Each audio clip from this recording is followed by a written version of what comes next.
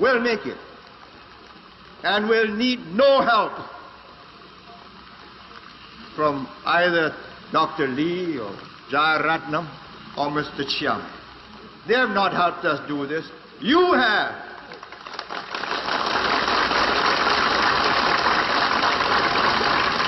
I tell you what you have to do.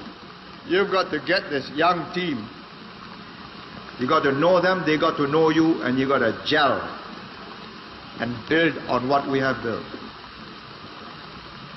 All this will just go down. Your property will be worthless. You take away the stability, the regular cleansing, the tip-top servicing, water, lights, sanitation. We are the only city in the world where there's city cleansing, garbage removal every day in 365 days of the year. That's quite an achievement. And we got to keep it that way, or your green city and clean cities will smell, will stink. How do we make the next stage?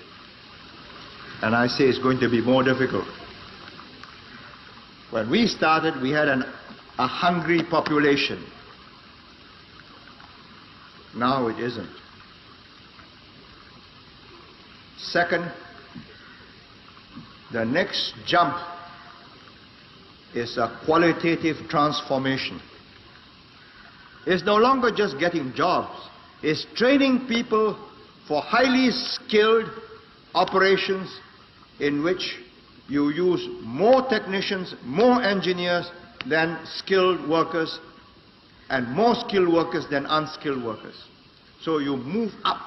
Everybody moves up from unskilled to semi-skilled, semi-skilled to skilled, skilled to technicians, technicians to supervisors, supervisors to engineers, engineers to managers, managers to directors. Quite an operation. It has to be done in 10, 15 years. That's why the university, the polytechnics, the whole education structure has become critical. The word is simple. It's called productivity. Productivity means the ability to use men and machines in such a cooperative way that you produce more products per man hour of a superior quality than any other person can do, any other group can do. And that means cooperation, not antagonism. And that's what the younger team has to achieve. And after these elections, what I want to do, but which I will not complete, which the younger team must do, is to build up a relationship so that the workers, the supervisors and the managers and directors are at one. They are looking after each other, they are looking after the company. I'll be too old by the 1990s, even by the late 80s, to want to go down to the factory floor and see for myself and get things right. Reading reports and seeing things for yourselves are two different things, you know. Watching it on TV is better, but it's not the same as seeing a man. I can tell you that when I met the SIA pilots, I didn't meet them on TV, I met them face to face. So 5 feet across the table so they can see me and see whether I'm still vigorous, able to campaign and take them on, whether it's worth taking me on. And I offered them two choices.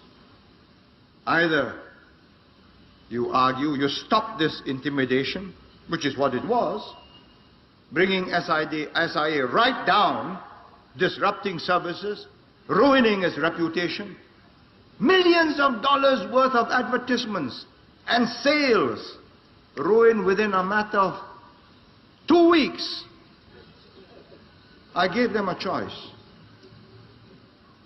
Continue this, and I will by every means at my disposal, teach you and get the people of Singapore, help me teach you a lesson you won't forget. And I'm prepared to start all over again. Or stop it. Get back to work, restore discipline, then argue your case. Took them 65 minutes.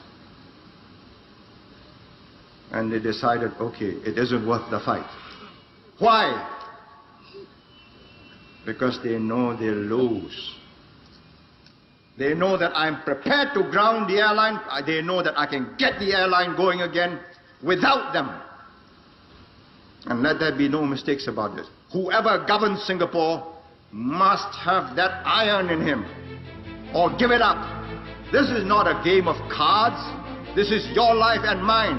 I've spent a whole lifetime building this. And as long as I'm in charge, nobody's going to knock it down.